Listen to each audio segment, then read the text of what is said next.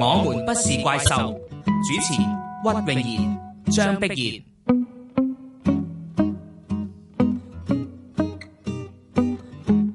屈穎妍啊，係張碧然。我想問下你去過大澳未啊？去玩啊，係咪？去有時睇下白海豚咁啦。哦，咁都叫去過啊。係啊。咁其實我哋而家香港人越嚟越多人咧中意去大澳啊。因為咧，即係佢去到呢個地方咧，你會覺得啊，原來香港有啲咁靚嘅即係景色㗎喎，與別不同嘅，有少少特別嘅地方。冇錯啦。但係如果叫你朝咧，就可唔可以叫山長水遠咧？都要，因為都要啊。因為你去到東涌仲要轉車，都嗰度都差唔多成個鐘㗎啦，係嘛？你即係你起碼唔可以自己揸車去啦，又要即係一定要等嗰啲公共交通工具，佢又唔係話成日會有㗎嘛，可能即係半個鐘頭一班咁，你都話冇1-2個鐘都幾難去到。係啊，但係我哋今日請嚟呢位嘉賓呢，佢就係本來有冷氣房啦，咁啊就係做教授嘅嚇，做唔做佢就朝真係朝咧就去大澳咧就去執教，5點鐘起身喎，好似係啦，就去大澳佛教佛可紀念中學咧做校長嘅。咁我哋今日請嚟呢位嘉賓呢，就係運福龍校長，運校長你好。你好，運校長。兩位好，你好。哇！我就真係覺得好拜服呢樣嘢，就係要朝5點鐘起身嚇，仲要山長水遠住大澳。你喺附近住，喺東涌住定係點樣啊？唔係，我喺火炭住嘅，喺火炭住，所以點解要5點起身咁解？因為我希望可以其實都堅持咗啦，就每日7點半要翻到學校。咁因為我係朝咧就要，我哋有校巴呢啲細路仔踏入嚟咧，我要接校巴。你去接校巴？係，我想同佢哋講早晨，朝早講早晨，所以點解我哋要堅持7點半到？咁你計時間咧，7點半到，你真係2個鐘，即係5點半要上車咧。咁我住嘅地方冇車噶嘛，5點鐘係冇車，咁我所以又由我個山頂咧，我行去山腳嗰度，行落去。係啦，咁所以又落咗去之後咧，就搭架巴士咧，就去到新城市廣場，再搭 E42就去到東涌，再搭11號巴士入到去大澳，咁啱啱差唔多2個幾鐘。點解要同佢講早晨咁緊要啊？瞓多半個鐘，因為8點鐘上堂係咪？因為我覺得而家細路仔咧嗰個基本嘅禮貌係唔夠。咁就我以前係都試過同啲細路仔講早晨咧，咁就咁有啲人話俾我聽啲細路仔冇禮貌，即係唔識回應咁樣。咁我嘅反應就唔係細路仔冇禮貌，係啲父母冇禮貌。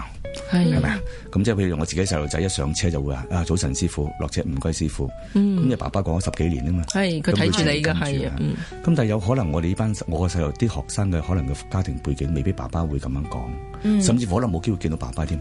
可能爸爸放工已經瞓咗覺，佢起身翻學，爸爸都未起身咁樣。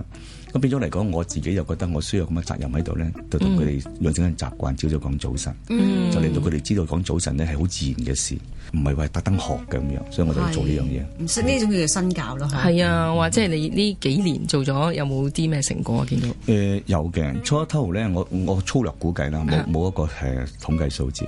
可能我講嗰時咧，回應我個學生可能都係講緊2成3成。唔應你添啊會？唔應，因為佢哋覺得可能好核突㗎嘛。係啦，佢覺得可能係我估啦嚇，我自己試下估啦，可能會覺得受寵若驚啦，係咪？校長叫早晨，即係未諗過啦，咁佢都唔知點回應你係咪？亦都可能根本佢唔習慣，佢都唔知應該點樣做咁樣。咁但係我就都冇話係，都唔出聲照講嚇。咁我哋有非華語嚇，即係啲嘅係外籍人士，譬如有菲律賓啊、巴基斯坦啊、印度啊，有啲係我哋有個韓國啊，有個南非都有啲細路仔。我主要用中文講早晨，中文係啦。嗰啲學生就比較好啲，反而就佢哋反而有回應。但係我哋香港嘅學生可能真係怕醜啦。咁到而家呢，到今時今日為止呢，咁就我估計有8成人回應啦，都仲有2成係唔睬你嘅。但係都好咗好多嘅咯喎，好咗好多，變咗種氣氛啊，變咗佢哋習慣咗啦嘛，變咗咁早晨可能當你哋口黃都好啦，佢講咗出嚟咁樣。咁我成日講笑我咧，你哋如果能夠係講早晨咧，而家咧可能係幫咗佢見工嘅。可能一講早晨咧，嗰個老細已經係印象可能會係咁嘅，因為我聽啲人講報紙又登一間茶餐廳，係我唔知真定假，我冇睇到份報紙。佢話咧係如果有人肯講唔該咧，係減5蚊嘅。係如果係咁咧，就其實好悲哀係咪？即係其實佢係可能係對緊我哋一個控訴係咪？即係點解呢啲嘢應該父母去做？學校去做，而家要茶餐廳嚟做啦。咁所以變咗嚟講，我都有同學生分享呢段嘅新聞嘅。我如果係嘅話咧，我哋希望咧，我啲細路仔出隊咧就唔好喐咁啦，即係希望自動自覺講早晨啊，講唔該啊咁樣嚇。咁呢個就我哋點解我堅持5點鐘起身，5點半出門口，7點半翻學校嗰個理由就係到而家都係咁樣。係啊，但係運校長即係我知道你之前喺呢個大學任教嘅，港大有教過，城大有教過。咁啊有教授唔做而走去山長水遠都講真5點幾咧，你可能覺得你話為咗講句早晨咁在所不計嘅咁，但係對於我哋好多人嚟講，5點幾起身實在太辛苦啦。點解當初你又會真係有咁嘅念頭諗住放棄我做教授嘅工作而走咗去大澳咧？當初我離開大學嘅教職或者係行政工作落到去中學做咧，其實我第一份工就唔喺佛河嘅，喺另一間直資中學喺馬鞍山嘅。嗰時係做副校長嘅，俾人邀請嗰時候嚇。咁我就因為個仔同埋個女嘅緣故嚇，咁我仔同女咧都喺香港讀一間幾好嘅學校咧。咁但係佢哋功課都忙碌嘅，咁但係我就到而家都唔強調補習嘅，因為我成日都覺得係你有能力自己讀上去就唔好靠呢啲咁嘅補習。咁所以我又唔補習，我又唔係好多學嘢嘅。我細路仔好少學彈琴啊，有，但係就唔會贏在起步線嗰啲嘅，即係佢哋就係順佢哋嘅興趣。就唔係逼嘅，我估計佢哋音樂有啲少少天分，但係到而家都唔係考到最高級嗰隻嘅。佢考完之後，佢唔練琴，我又唔俾佢學噶啦。我覺得我哋嘥咁多錢啊，我要佢自己去。咁所以變咗嚟講咧，佢哋就冇去喺嗰個起步線嗰度去競爭。但係我反而好多時間要佢哋瞓覺啊，因為瞓覺就可以令到佢嗰個嘅人比較聰明啲咯。我認為係啦。唔係而家家長覺得嘥時間啊嘛，成日瞓多啊。佢瞓好多啊，兩個細路仔到而家都係㗎。佢哋習慣咗係9點半瞓覺咧。而家我仔17歲咧，你叫佢過咗10點半咧，佢就眼瞓㗎啦。所以我就估計佢第時唔會出好多嘢。你頂唔順啊嘛？幾點起身啊？咁佢哋瞓得多㗎。如果唔使翻學咧，佢哋都自覺瞓到11、2點嘅。咁但係如果係要翻學咧，就要跟翻學嘅時間啦。即係咁就咁講翻轉頭就係因為我想多啲時間陪兩個細路仔嘅。咁因為佢媽媽又係以前都喺大學教書，咁身邊就俾人哋慳咗去一個商界，而家越做越忙咧，越做升到職升得越忙。咁我又覺得我哋計過即係傾過計咧，如果兩個都咁忙咧，就唔想細路仔第時大個咧，就好似冇父母喺身邊啊。咁工人就取代唔到父母嘅位置，所以變咗喺嗰時候有人揾我落去中學做副校長咧，咁我計過好啦，決定就係放棄咗大學嗰個生活，就落去中學就主要就陪兩個細路仔。咁但係3年之後咧，就兩個細路仔我都係覺得係佢喺英國寄宿學校嗰個嘅成長會好過喺香港咧。咁我都將兩個係擺咗喺英國啦，變咗我就時間多咗啲咧。咁就啱啱呢度係請校長，我又過咗嚟去試下咁樣，咁就一做咗5年啦。但我哋知道即係開頭即係你入呢間大澳佛教佛可紀念中學嘅時候咧，佢都屬於係 Band 3嘅喎，係嘛？係咁講啦嚇。係啊，咁但係即係好多人會覺得話，即係搞一間 Band 3嘅學校真係唔容易喎，同埋可能有啲人覺得話好似你係即係執咗一個唔係幾好嘅丑，幾難教喎。咁點解你又會肯即係做呢一份工呢？嗱，我諗好多嘢，就算工作我自己認為咧婚姻啊或者係朋友都好多時講緣分嘅。咁就咁呢個份工作係真係一個緣分啦嚇。因為我當初係離開大學落去中學做嗰時咧，我就諗住成世做副校長嘅，唔諗住做校長，因為做翻校長同做副校長，校長壓力大好多啦。咁人工多少少啦，咁但係點都唔及我係當時喺大學放棄嗰啲人工咁啦，所以我就都冇諗到人工個問題。咁所以就所以變咗我剔入呢個工喺呢度做校長，我都係先開始讀校長課程嘅。即係如果一早諗住做校長讀定晒嘅，但我就諗住唔做，諗住成世做副校長。咁所以變咗嚟講咧，就係好多姻緣嘅嘢咧，就變咗我就最後尾就係入咗呢度做個校長咧。咁亦都有啲人知咧，我入嚟之前我唔知道大澳咁遠噶嘛。我未去過大澳啊，亦都咁就但係做咗之後咧，就當然覺得係最大嘅問題就係路程好遠啊，真係來回4個鐘啊。咁同埋我又要堅持慢慢翻屋企噶嘛。我又唔肯喺出邊，即係喺大澳嗰度。又唔係住喺大澳。我唔想行，因為我覺得係既然太太肯俾我放棄咗大學嗰個嘅人工同埋職位，翻去要陪老婆同埋都係當時佢都拎佢啲獎學金出嚟幫啲細路仔，我覺得好，即係佢已經好對我好好啦。如果我再係唔理佢咧，咁就唔得嘅，所以我一定要堅持要慢慢翻去陪佢。所以變咗嚟講，因為佢喺商界都好忙，譬如佢11點鐘放工咧，咁我咪9點離開大澳，因為要2個鐘啊嘛。咁有時佢10點鐘，我咪8點鐘離開咯。咁佢喺中環做嘢啊嘛，咁所以我咪成日要落蘭桂坊食飯啊咁樣。但係我一定要堅持翻去陪佢咁樣。咁如是者就過咗咁多年啦，所以變咗就習慣咗就5點鐘起身，就5點半出門口。咁啊夜晚通常我都係瞓幾個鐘嘅啫。我喺車上瞓到覺，呢個就我優勢。我好短都瞓得覺，咁所以而家就好快就叉到電啦。但會唔會係一個好大嘅挑戰呢？即係譬如你以前大學教書，我諗即係應該受到壓力。係啦，所以我啱啱嗰個 Band 3學校點解我當初會答應就係因為啱啱講係個緣分問題啦。就當我再落去去接觸嘅時候咧，就係喺嗰個學術程度上邊嚟講咧，就佢哋係應該係同出邊學校比較都仲係欠缺嘅。但係就唔係全部喎，即係部分學生係咁樣。咁但係就由於有部分學生咁咧，就啲人就將嗰個嘅感覺發大咗，就話成班都係 Form 3，當你全部都係 Band 3。但係當我做落去，覺得有啲學生有啲遺才嘅，有啲都係可能係 Band 1、Band 2，有啲 Band 1添嚇。咁尤其是非華語嗰班細路仔。咁所以我喺5年前我接手嘅時候，我都有時同人講話我間校 Band 3。而家我唔講噶啦，因為我覺得已經 beyond 咗啦。嗱，你叫我俾 banding 我俾唔到，但係起碼嗰班非華語咧有好多都係自願入嚟嘅，即係放棄咗學校一啲嘅，佢第一志願就揀我哋咁樣。係啊。咁當然嚟講，亦都係過去幾年我哋喺非華語做得非常之好咧。咁令到附近好多學校嘅都係投我哋一票咧啲細路仔，因為我哋係直資中學咧，係要俾學費㗎，又要俾學費又要咁遠咧，啲人都肯嚟咧，咁你就睇到啲人就真係開始中意呢間學校咁樣。係。咁所以變咗嚟講咧，而家我就唔再講話去 Band 3，咁甚至乎我哋期望緊呢，應該我哋都幾大信心咧，係有唔少嘅學生可以入到大學嘅。咁所以我哋就行緊呢個方向嘅。係，但係雲校長即係初頭你講緊5年前幾時你見到呢班學生個精神面貌係點？又或者你做咗啲乜而你話改變咗佢哋？係啦，個 banding 又即係有提升咧？banding 有冇提升我唔知道，因為呢個係教育局俾翻我哋或者喺出邊俾我哋啦。但我只係講我自己裏邊睇到細路仔嘅能力啦。咁所以就但係有啲咩做咗？其實我啱啱講咧，就其實我做嘢好簡單嘅啫。其實我做嘢好多人都做到嘅，只不過可能有時咧就係又咁遠翻工啦，或者好似錦州嗰雷頓啦，咁你做咗少少嘢，啲人都將佢發到好大，話好感動咁解。咁我諗我呢5年裏邊做嘢都係要感動啲細路仔啦，即係俾佢哋知道係即係唔好講我個背景係嚟自大學啊，或者嚟自咩，就係俾佢哋知道就係我哋真係去錫佢哋啦。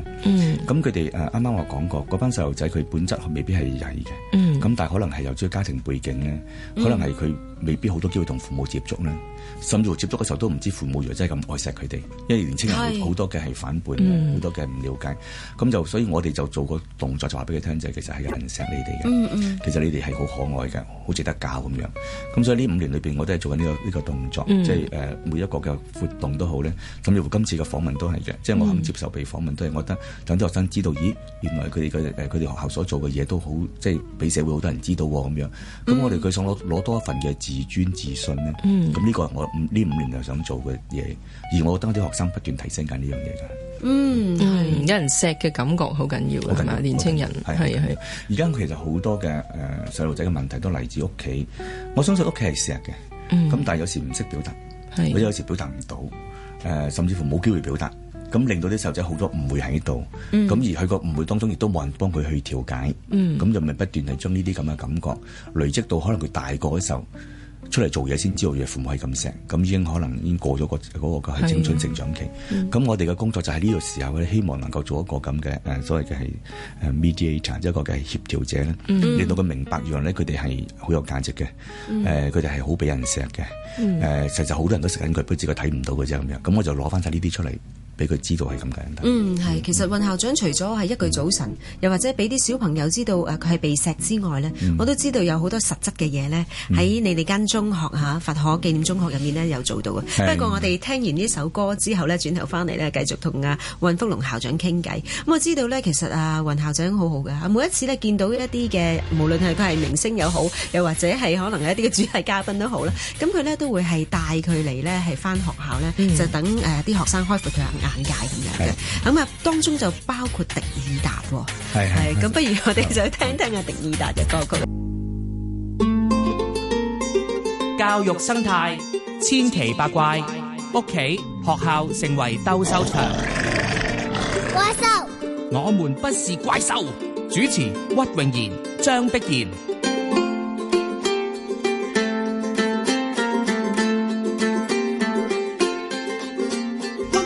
其實真係要講到堅持咧，我覺得都要花上好多嘅精力嚇。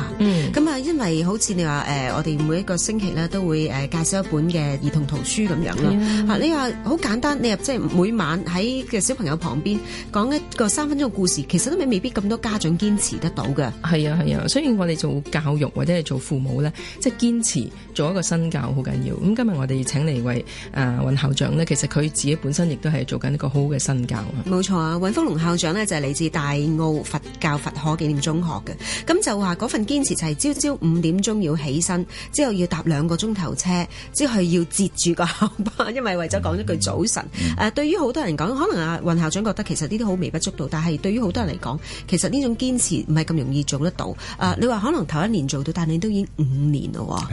係啊，咁其實係為咗即係希望做一個好好嘅身教，等到啲小朋友知道佢係被愛嘅咁樣。咁但係即係我知道，除咗你俾種感覺俾佢之外咧，亦都有啲嘢你就係身體力行去做俾佢睇。其實只要你肯做，就一定做得到。包括做毅行者，係咪？冇錯，係嗱，毅行者嘅開始咧，其實就係我記得我第1年做校長咧，我唔係好多喺台上講嘢，因為我覺得係如果我成日講得太多咧，個細路仔就好厭倦嘅。我就奉行3個 S 嘅，即係喺紀律部隊有講。第一個就叫做係簡短short， 第二個咧就係 sharp， 即係要好到肉嘅。第3個就 shock， 即係好震驚。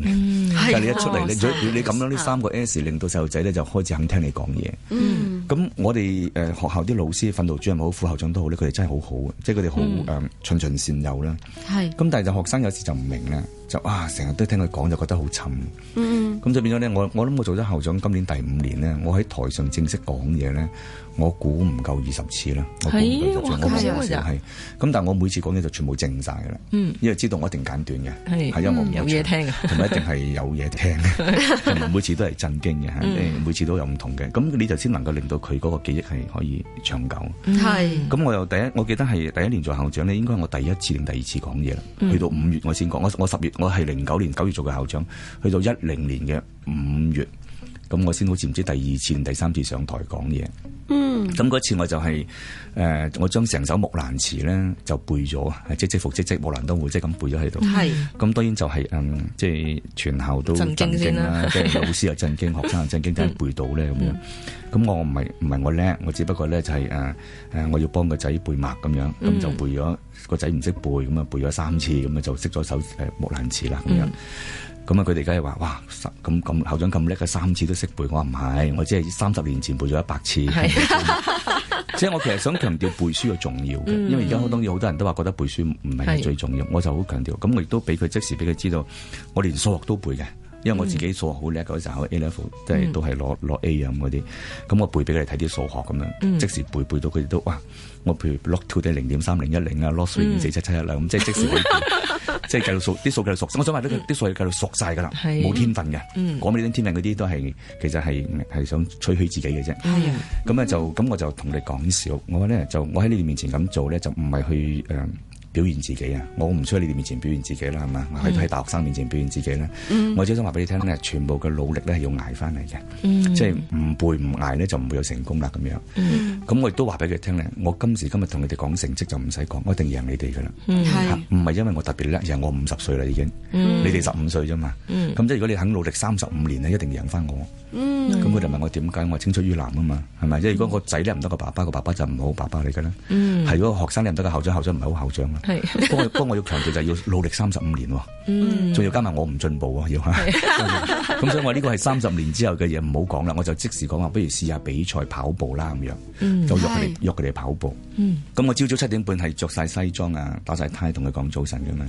咁而家我就要着運動衫啊，因為我朝早跑步。咁當時好多同學同我一齊跑㗎，咁但係呢個時係5月講嘅，到7月中學期尾嗰時結業咧就。結果答案就我贏晒啦，係咁唔係我快佢哋，係我每日未停每日跑步，佢哋見到啊嘛，我身水身汗講早晨，但係佢哋就話咩咧？又話唔知醒啊，又話腳痛啊，又話琴晚有好多理由，咁我好簡單，我話咧失敗嘅人咧係有個好好嘅理由失敗，你有100個係 perfect excuse 咧係 to be a loser，但係 I'm sorry you're still a loser，你最多攞到我同情啫，都係失敗者咩？但係成功只一個理由就係意志力。同埋堅持。咁所以我由嗰日開始就要將呢個信息俾大家知道，就係我話你哋全部都唔係曳嘅，全部都唔係差嘅，係欠缺一份堅持力咯。咁所以就喺嗰年之後，我就開始諗下，不如我行毅行者啦咁樣。咁毅行者未行過㗎我自己，我細個好叻就跑短跑嘅。我跑步都快嘅，而家我50幾歲咧，我最近測試跑100公尺13秒嘅，都算係快嘅。咁但係就我長跑我未跑過。我未超過200公尺嘅，未跑過。毅行者100公里噶嘛，咁我哋就決定做呢樣嘢，就話俾學生聽，就唔好話俾我聽呢個背景。我當時同佢哋講話零咧，我用數學同佢哋計，我零乘任何數咧，個答案都係零。我帶0.1、0.0001或者0.01乘一個數字，問佢哋有冇答案，佢哋係有。我既然有答案咧，就即係話你幾細步都好咧，你肯行就會成功啦。咁我就行毅行者啦咁樣。咁第一年呢，就行咗47個鐘頭43分鐘，係2晚喺山頭嗰度。你自己一個人行？唔係4個，一定要4個一齊行嘅，係一個 team 行。諗過幾次要放棄，因為行到傷晒嘅。尤其是第8段啲學生勸我唔好行咧，我真係想唔行，因為我諗過嘛，我特別我太太咧，我話即係執子之手與子偕老噶嘛。咁啊而家去到咁啊傷咗點算咧？可能到時佢扶住我執唔到佢手噶啦嘛。咁就好大嘅 struggle。但係如果我唔行落去咧，就啲學生就可能係好唔開心咁。咁記咗我哋堅持行晒，我哋當時我記得係我哋係應該最後一隊行完嘅。咁但係當然係 end up 就係尾2啦。因為我見到有隊專登坐到最尾等最尾嘅佢，最尾影相嘛可以。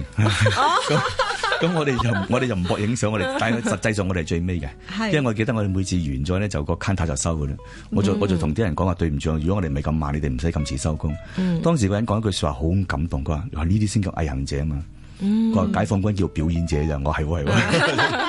咁所以當時就好振奮，就行咗，就啱啱47個鐘頭43分完成咗。咁呢個係就當然全校都震驚啦，即係估唔到我哋行到啦。你哋另外嗰幾個係學生嚟嘅？又唔好意思啊，因為我行咧，所以2個副校長都要行。2個副校長都傷咗，而家有個副校長仲係隻腳仲係有啲事啊，因為其實幾辛苦嘅。咁另一個就老師，學生未夠年齡，要18歲先可以行。咁就咁當然完咗之後，我就會全校去謝票咧。有啲多謝佢哋支持學校咧。咁我係講咗句好簡單嘅話咧，我今次行呢樣嘢係希望你哋為我驕傲。我咁辛苦為你哋行，希望有一日你哋為學校驕傲，即係孭住佛嗰個校章咧，就出到就唔使即刻搣咗佢，即係喺度，即係仲係有驕傲地孭住。咁有一日就希望咧，就係你可以為自己驕傲，而最尾我希望家長為你驕傲，即係呢個係做一個好嘅仔，一個好學生咁樣。咁就我哋堅持咗幾年啦。咁有啲人話行一生行一次就夠噶啦。咁我行咗4次啦。咁啊第2年呢，就我啱啱講要震驚噶嘛。咁我第2年我哋慶祝30年校慶咧。咁我哋校窮噶嘛，冇錢噶嘛。咁我就話我要用35個鐘頭行完毅行者。哇！已經好大嘅進步喎，12個鐘喎。12個鐘係。咁我哋就其實我哋心目中諗住35個鐘頭35分鐘行完嘅。咁但係第2年如果你有睇翻報紙，第2年係最難行嘅一年係行者咁，因為落大雨，好似有成1000幾人退出。咁當時我有對學生咧，Form 6咧，佢哋就諗見到我都得咧，佢實得啦。咁佢哋就18歲、19歲嗰啲咪組隊行啦。結果佢哋都係 quit 咗嘅，即係因為真係太辛苦嚇。咁我哋用咗35個鐘頭33分鐘半行完嘅，就衝翻去嘅，跟住等到夠鐘35拍卡，覺得好靚。等埋個分半鐘，等埋佢就啱啱35，所以係佢哋又震驚啦嚇。咁呢個我哋成日都要佢哋 shock 嘅，所以呢啲佢哋咪好難忘咯。又係副校長要陪同啊？唔係，第2年就副校長唔得啦，行唔到啊。咁就係我另外揾咗幾個同事咁樣。咁就舊年呢，第3年呢，就行咗37個鐘頭，因為有個新老師咧，我就唔想 push 得太緊要啦。咁今年我哋就始至要30個鐘之內嘅，咁我哋就4個人剃晒頭，剃光個頭。哇！就諗住幫啲剃光個頭係一個 gimmick 嚟嘅啫。其實我哋就想為菲律賓嗰啲嘅災民籌款啊。因為我哋啱啱講過飛橫咗啲細路仔菲律賓㗎嘛。但係今次菲律賓個災情咧，個捐款情況唔理想，因為菲律賓總統唔肯道歉啊嘛。咁我要乘機教啲細路仔，我話總統唔好啫，唔代表人民唔需要幫助。咁所以我哋就係全校 raise money 嘅，就最多嗰個咧就係嗰班咧就可以剃校長個頭咁樣。係啊，所以佢哋好努力咧，就係有一班係籌咗1200蚊嘅，咁窮嘅1200蚊，咁佢哋梗係好開心，磨拳擦掌去剃我頭咧，咁我就梗係驚啦，咁我打俾校金，我不如你捐1500校長好啊，校金俾錢我剃我頭，咁我哋都係4個剃光咗個頭去行，不過就唔好處地方就係即係我自己嗰對鞋咧，因為有問題啊，我行到第8段就已經係起晒水泡，咁所以我哋就完成唔到30個鐘，用咗係32個鐘，多破紀錄，不過就係去唔到30個鐘，咁就所以啲學生有另一次震驚咧。咁我哋已經係連續4年咧，我有份行，老師就成日換嘅嚇，咁就今年第5年咧。就嚟緊，我已經同樂施會講咗，我又會行啦。咁今年咧就我哋會有個法師會行啦，即係我哋係代表辦學團體嗰邊咧，一個校監咧法師咧，就我咧一個家長，一個校友，再4個 stakeholder 先啦。咁亦都係我想試下俾人知道有即係唔同嘅人支持緊學校。咁就用呢個做法就起話俾學生聽咧，只要你有毅力咧。就一定成功嚇。咁同埋我成日都同學生講咧，就我成日問佢哋，我人生得2個結果嘅啫，一個就係先苦後甜，一個就係先甜後苦。咁我要佢哋揀啊。我諗我咁多個學生，包括喺大學教書嗰啲學生咧，全部都揀先苦後甜咯。係。咁我第二個問題就問佢哋：我哋而家好苦咩？個個都話唔苦咯。咁我即係甜緊啦，而家即係將來一定苦咯。我話俾佢聽。咁我想俾呢個信息我咧，你哋如果而家唔苦，將來一定苦咯。我話冇捷徑嘅。咁所以我係想俾佢哋睇，就我今日做咁多樣嘢，無論5點鐘起身又好，毅行者又好咧，係而家苦咧，將來咪甜咯。係咪？我話如果我坐喺校長室係享受做校長嘅優越嘅話咧，可能好甜啊。咁但係幾年之後可能學校執笠，你咪苦咯。而家我咁樣做法嘅話，調翻轉學校可能起到，甚至乎多人認識嘅話，越嚟越多人嚟讀書嘅，越嚟越好嘅，校越好咧，咪甜咯。咁你哋俾佢明白呢個道理，我就希望係用呢個嘅信息話俾佢哋聽，就係多勞多得咯。你唔苦就唔會甜咯。咁就所以點解我堅持咗4年行毅行者，跟住第5年我都會行咯。再加埋我當時答應過佢哋，我話我做校長咁耐，行咁耐啊嘛。我唔知會做咁耐噶嘛，我諗住好快就唔做啦。所以既然答應咗之後，我就會做到底為止啦。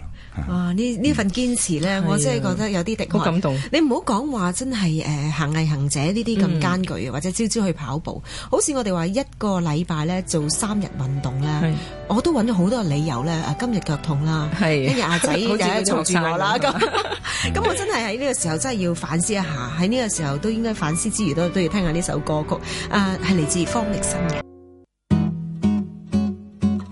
我們不是怪獸，主持屈穎妍、張碧然。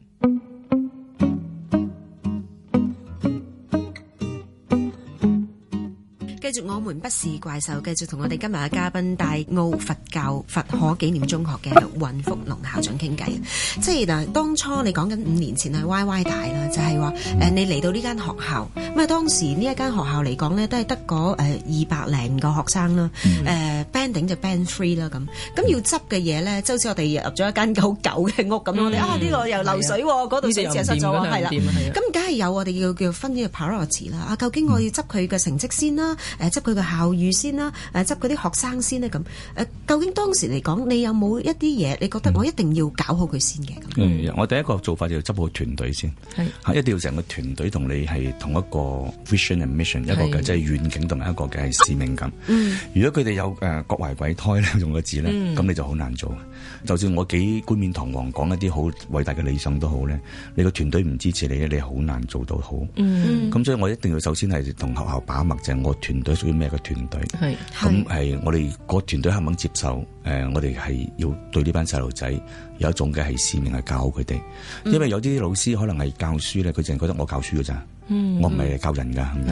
咁你要佢教人呢，佢就辛苦啦。咁我哋喺個期間都有啲我哋都有換血嘅所謂，即係個團隊都換咗唔少人。嗱，我要強調呢班老師咧係被換走咧，唔係佢冇能力啊，可能佢嗰個嘅係專長咧，擺教一啲嘅 band 1嘅學生，或者教一啲更加係高 caliber 嘅學生。咁呢個係慢慢去用嘅時間去教，佢咪唔得，只係佢個 focus 唔同啊。咁所以變咗我喺呢幾年咧，或者第1年要做咧，就係希望個團隊要 form 到，即係大家都有條心係做一樣嘢先。咁大家都認定咗我哋教學個目標係乜嘢咁樣。咁當時我哋好清晰講咗咧，就係我哋話民為貴，社稷次之，君為輕嘅用緊呢個。咁即係學生行頭啦。咁即係話咧，係我哋唔會話係淨係催谷成績。甚至乎都當時相信就係未必咁短時間催谷到成績。既然係咁嘅話咧，我哋都唔希望就係催谷1、2個學生成功，其他全部都陪跑，我唔想。咁所以我哋調翻轉嚟諗就係希望全校都知道就係呢班細路仔係我哋要服務嘅對象。咁我哋希望就算入唔到大學都唔緊要，要佢增值啊！即係話讀完之後咧，佢係個家長交手者俾我6年之後咧，我交翻俾佢咧。係正增值嘅，四正一個人，四正。咁當然嚟講啦，我啱啱講翻咧，0乘任何數都係0，0.1乘點都係。咁照計應該係乜都唔做咪零啦，係咪？咁所以6年之內應該細路仔如果乜都冇學就零噶嘛。而家最大悲哀就唔係嘛，6年之後細路仔出嚟真係負噶嘛。係咪啊？即係所以如果我係家長，我會諗啊，哇！我擺個仔落學校，我唔擺好過擺啦，唔擺就零啦嘛，擺咗仲係負噶嘛，係咪？咁所以呢啲就我哋就要諗啦，點樣將呢啲咁嘅所謂嘅係負面嘅影響全部減低晒佢，同埋要係去保證擔保個細路仔交翻俾家長嘅時候咧，就算係進步0.001都叫進步咗啦，係咪啊？好過就係負啦咁樣。咁所以當時我哋就成個團隊開始就諗呢啲嘢，點樣去幫呢班細路仔咁樣，先構成我啱啱講嗰啲話意志力啊。我哋係要強調個細路仔嘅成長咧。我都同佢哋講話，我喺大專界都咁多年咧，遇到叻人真係好多。咁但係叻係好緊要，但係最緊要就係佢嗰個人格啦。呢個係更加需要，所以我哋就定咗一個人格個栽培。譬如佢嗰個嘅係準時啦，個誠信啦，有禮貌啦，係咪？或者肯蝕底。係，呢個肯蝕底呢樣嘢係好難嘅，而家係啦。咁所以我哋就做好多呢樣嘢，令到細路仔要肯蝕底，就肯去做好多嘅係幫助人嘅工作。咁我哋就咁定位啦，開始咁樣。我知道你哋話即係希望啲老師係唔可以鬧學生嘅，係咪？係嗱，因為我試下同啲老師傾咧，我就話咧，我哋鬧細路仔只係兩個目的嘅啫，係咪？一個就係虐待佢啦，係咪？咁當然老師一定唔會咁做咧。另一個就想教好佢啊嘛。咁我又再叫老師細細去思考，就係呢班細路仔如果鬧得成功嘅話，可能已經成功咗噶咯，可能係出邊啲名校讀緊書，或者係嗰啲好好校讀緊書，就唔出嚟到我哋呢度啦嘛。咁嚟到呢度，真係一定係啲地方甩漏嘅，即係鬧完都冇用啦嘛。咁要再鬧就變咗虐待噶啦。咁所以我哋就話，不如我哋用另一個方法試下，都係想教佢啫，可能係用愛心去關懷佢。嗱，但係我再強調就係呢個唔係完全唔鬧，但係只不過鬧嘅背後動機已經唔係想係再罰佢啦，係想係去強化翻佢嘅肌肉，想幫翻佢係成長。係咪？即係唔係，亦都唔係我嚟發泄咁樣。咁呢個都係我哋喺呢幾年做得非常之好，亦都令到我哋學校係連續6年應該係攞關愛校園，即係攞到獎，亦都試過有一年攞大獎嘅，就係講我哋嗰個同嗰個差異文化共融嗰度咧，我哋做得非常之好，就係啲老師用咗好多愛心。不過你可以想像嘅，如果啲老師係能夠喺間學校做咗咁多年呢，一定係會有愛心，因為佢攀山越嶺噶嘛，而家好處就係話有巴士由東涌去到大澳啫，以前冇噶嘛，以前要搭船橫水道噶嘛。咁我好強調我個副校長姓潘嘅潘副校長做咗30幾年啦，佢係自己係喺名校畢業㗎，喺中學，亦都喺香港嘅大學讀完書之後，咁佢一份工做到而家啦。咁你想象香港過去30年嘅經濟都蓬勃好多次啦，佢要走或者要轉工，大把機會佢都唔肯，佢都不離不棄。咁所以呢個人都令到我好感動，即係我覺得係如果你話我做得好，佢比我做得更加好，因為佢肯去放棄咗好多嘢去幫呢班細路仔。咁我有呢個團隊就好正啦，因為佢哋肯唔計教咧，就留做咗好多時間。咁喺我做一個嘅係校長嘅管理層咧，我而家係不斷要叫佢哋做少啲，休息多啲，因為佢哋肯願意行好多 extra mile，我就只係 appreciate 啦。因為我哋做多咗唔會俾多咗人工啦，係嘛？亦都有咁多人工，咁佢亦都係有啲真係1個禮拜4日喺大澳住嘅，因為佢要方便翻工放工。咁其實佢對佢屋企啊或者對方面都作咗好多犧牲，所以俾我嚟講咧，我哋都好堅持咧，就係啲老師係譬如星期六、星期日，我盡量佢哋唔使翻工嘅。咁但係都好多老師都撲過翻去做嘢嘅，咁所以我做校長當然感動啦。咁但係呢個就佢哋發自自己內心或者自己自願嘅做法咧，咁所以令到團隊越做越好，即係唔係嚟自學校嗰種係要求。咁所以呢個就係我哋第1年要做呢個樣，就係將個團隊咧係同一個嘅方向咧。把脈就係我哋要做啲乜嘢，咁大家有個共同嘅理念，共同嘅係使命感咧，咁就個學校就嚟緊嗰幾年發展就順暢好多。但係始終學生良莠不齊啊，咁可能有啲都即係唔多唔少當中有滲入啲壞分子啊，可能有啲會唔會索 K 啊，有啲咩壞行為啊咁點樣對付呢啲？嗱，我哋問題，我哋同啲學生講得好清楚嘅，即係因為有好多學校咧，佢可能係其實間學都好嘅，但有啲學校可能重視喺成績咧，就變咗係有啲地方佢哋可能未必係擺咁多時間，因為老師係人手有限㗎嘛，你擺得嗰度變多啲，變就一定會少啲，咁令到啲行為上係有偏差咗啦。咁最大問題呢啲偏差行為咧，當然好明顯地，老師一定會係去糾正佢。有啲係你唔知㗎嘛，譬如隱藏咗係上網啊，嗰啲犯罪啊，或者係啱啱你話齋匿埋嗰啲索 K 嗰啲情況咧。咁我哋就好強調就係希望細路仔係喺呢方面咧唔好掂呢啲嘢啦。咁所以我哋學校有個優勢嘅，喺離島喺最遠嘅地方啦，係咪？遠啲。咁呢個咧就有個係佢優勢，因為點解咧？唔好處就係咁辛苦翻學，好處就係咁遠呢啲人咧就唔會入嚟搞佢哋嘅，係咪？因為你譬如你一個係販毒嘅人咧，你如果你要去販埋啲毒品咧，你喺東涌啊大把客啊嘛，個成本太高，坐外車入嚟。你個大澳咧，你真係我哋個客源少啊嘛，係咪？即係嗰個成本太高。咁同埋你喺大澳犯事咧，你都未出到去東涌已經俾人知道嘅，因為佢嗰個地方係太過好 close 啊，即係大家都好認識。咁所以呢個亦都令到啲學生能夠純樸啊，係能夠我哋做到功夫嘅地方。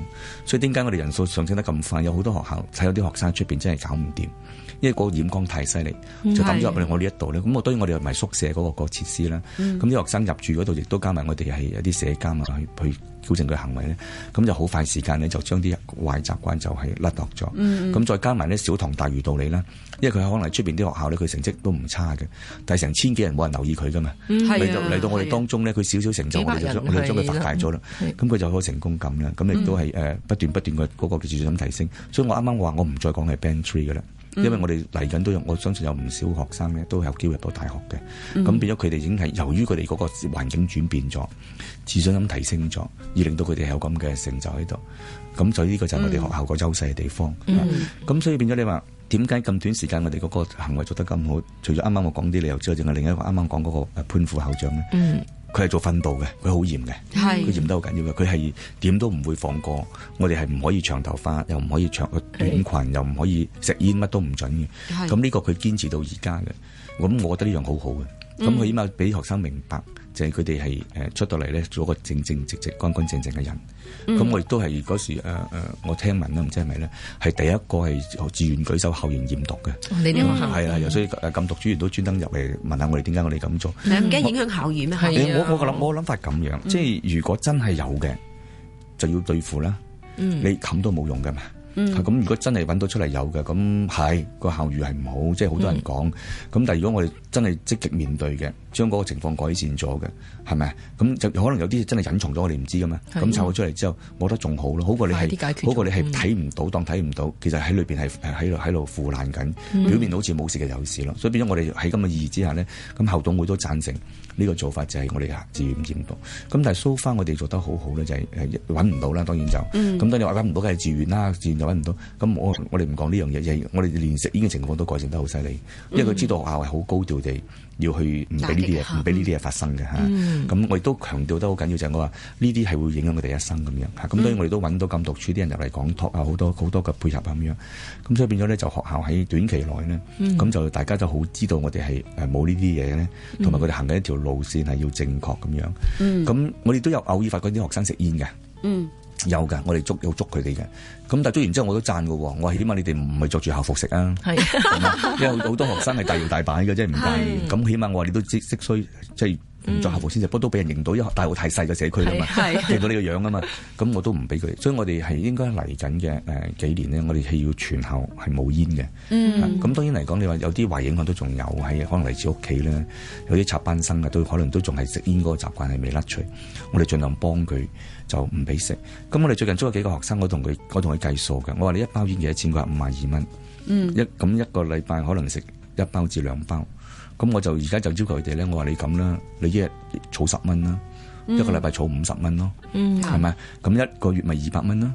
我當你4個禮拜，咁我就要佢助養一個細路仔咯。譬如如果係菲律賓嘅助養菲律賓細路仔，如果係巴基斯坦細路仔，係咪？咁我希望透過呢個，即係你都係食咗佢噶啦，即係燒咗佢噶啦。咁我就當然我要佢哋想像啦，我哋試下將啲毒品注入你身體裏邊，我係咁不斷注入，好細微嘅劑量，注咗20年30年，跟住宣佈你 cancer，你制唔制？唔制？咁我哋做緊啦，已經佢啲日日食煙嚟咁咯，係咪啊？所以就煙就真係不斷係令到你將來有機會高肺癌嘅。咁佢哋明白咗呢個之後，我既然咁，又將來會有機會患絕症，又係不斷咁燒錢，點解唔我哋幫個人呢？咁而家成功地有2個細路仔做到嘅，即係慢慢去助養啲細路仔咧。當佢知道原來佢啲錢咧唔係我哋燒咗佢，就可以幫到人。咁我希望透過唔同嘅方法，嗰啲細路仔唔好再食煙啊，唔好再掂煙啊咁樣。我哋係壓經緊成個潮流啦。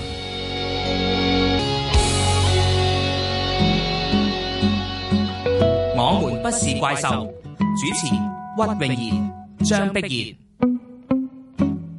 咁咁啊，而家啊，運校長咧都花咗好多嘅時間，已經5年時間啦嚇。朝朝咧都即係5點幾起身呢，就係返學校啦，就去管理呢一間學校之餘呢，其實亦都俾咗好多個愛心嚇同埋精力。咁但係對於你嘅家庭咧，即係其實我都知道你呢份堅持唔單止係對你自己個學生㗎喎，對你自己小朋友咧，對於我嚟講都有幾匪夷所思嘅舉動㗎喎。有啲人就話咧，就即係好多細路仔咧，就究竟細個應唔應該擺佢喺外國讀書咧？咁就有好多人有唔同嘅講法。咁我又冇我冇一個特定嘅睇法嘅。咁只不過咧就係因緣際會之下咧，就係兩個細路仔都考到英國啲 boarding school，而佢哋兩個都話要去。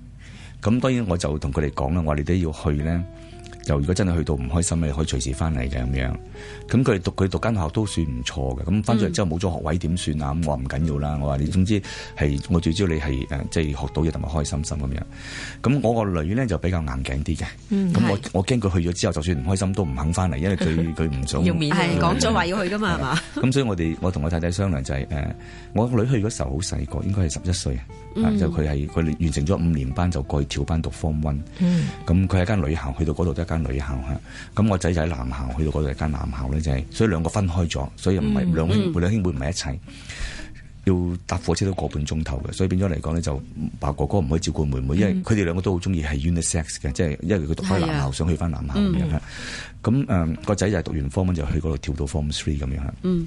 咁兩個又跳班啦，咁又唔係我哋要佢跳班，佢自己考到成績 OK 可以跳班，佢哋又想咁樣，咁我又擔心佢去到唔適應啦，跟住就又係咁遠水路啦咁樣，咁所以就變咗咧就我哋都安排佢咧1年翻嚟6次嘅，即係唔係翻嚟3次嚇，因為佢連啲 half term 1個禮拜都翻嚟，咁 in between 有啲一個禮拜，我呢個就係中間點算咧，咁我同我太太就分別都飛咗去2-3次咁樣嘅，咁就呢個係第一年同第2年嘅做法啦。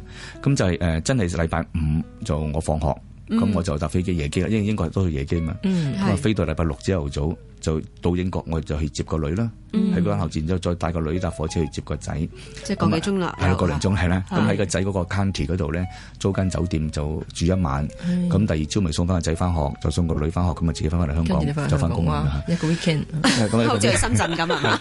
喺我哋嚟講，當然就好似係表面上好辛苦啦。咁其實唔辛苦㗎，因為我掛住佢哋嘛，我都想見佢哋嘛。咁見咗之後就好開心㗎啦，嗰種搭機嗰種勞頓已經唔記得咗啦。咁但係對佢有個好處，佢覺得係自己唔係俾人遺棄啦。因為我聽到好多例子就話爸爸媽媽抌咗佢去外國讀書，就好似唔理佢咁。咁成日都好多人話佢係 go out as a child and come back as a man 咁，即係你 lost the childhood 咁樣。咁我哋就咁樣做法，就變咗係保持到佢嗰種嘅同佢個親子關係咯。咁就感動啦，啲細路仔感動啦嚇。咁我最記得係最近嗰次咧，第1、2年我哋做得密啲，咁而家就冇咁密嘅。不過最近嗰次係佛誕假期，你知我哋佛教假期同你哋唔同噶嘛。咁我記得嗰次係星期4。就last day 啊，星期5就假期嚟嘅啦。我應該照佢星期4晚飛㗎，咁但係星期4晚買唔到機票啊。咁我又買啲梗係平價機票咧，買唔到。咁跟住咧就我星期5先飛，咁星期5飛咧就我又其實想煲湯俾個仔飲啊嘛。咁我就冇辦法啦。你飛到去之後嚟唔切煲啦嘛，咁我咪香港浸定花膠咯，浸咗24小時，浸佢索嗰陣水就跟住帶過去嗰度即刻煲咯，煲到禮拜6朝頭早拎去俾佢咯。我都唔講嘢啦，淨係問一句就感唔感動啊？佢感動就得啦，夠啦。我係嚟要感動你嘅啫，即係嗱，我哋成日講笑，可能我哋做好多樣嘢咧，你話做戲咁，我當我係啦，都做到啊，做俾你睇啦，係咪？即係而家譬如我朝朝5點鐘起身都係，即係你當我做戲啦，做咗5年啦，即係要感動你啫，係咪？即係希望你自己有感動。咁個細路仔我都係咁嘅做法，希望佢哋知道爸爸媽媽要係錫佢哋嘅，因為我同佢哋講話，我要做一個好嘅校長之餘咧，做個好嘅老公啦，所以點解我要堅持晚晚要翻屋企同太太一齊，就算幾夜我都要翻，因為係辛苦㗎，落去4個鐘。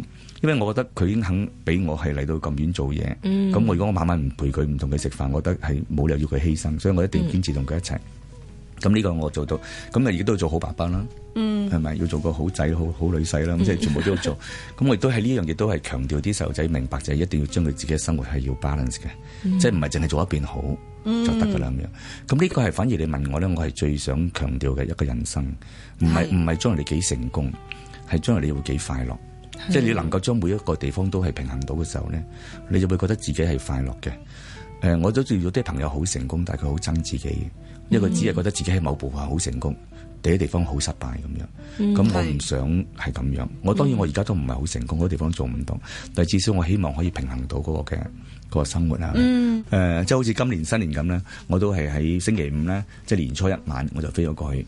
就因為佢啱啱去到禮拜六啊嘛，再接佢出嚟過年咁樣嚇，所以咁多年過年佢都係同我一齊過嘅，就唔會覺得真係冇遺失過呢個服務。即係佢唔會覺得你哋香港過年，佢喺嗰度冇過年，我要照咁過去俾利是佢哋啊咁嗰啲做呢啲嘢咯。咁我覺得值嘅，因為始終到而家佢哋仲係個關係好好咯。係啊，我仔17歲啦，都仲係好似 BB 咁樣。呢個好難得啊！關係非常之好。其實咧，我覺得尹福龍校長唔單止即係感動咗佢兩個小朋友，感動佢太太。我唔知佢咁感動。感動啲學生，但係至少感動咗我哋兩個，同埋相信心機旁邊嘅聽眾都應該喺今個晚上受到你嘅一啲嘅感動。今個晚上唔該晒你，尹校長。多謝晒兩位，多謝晒兩位。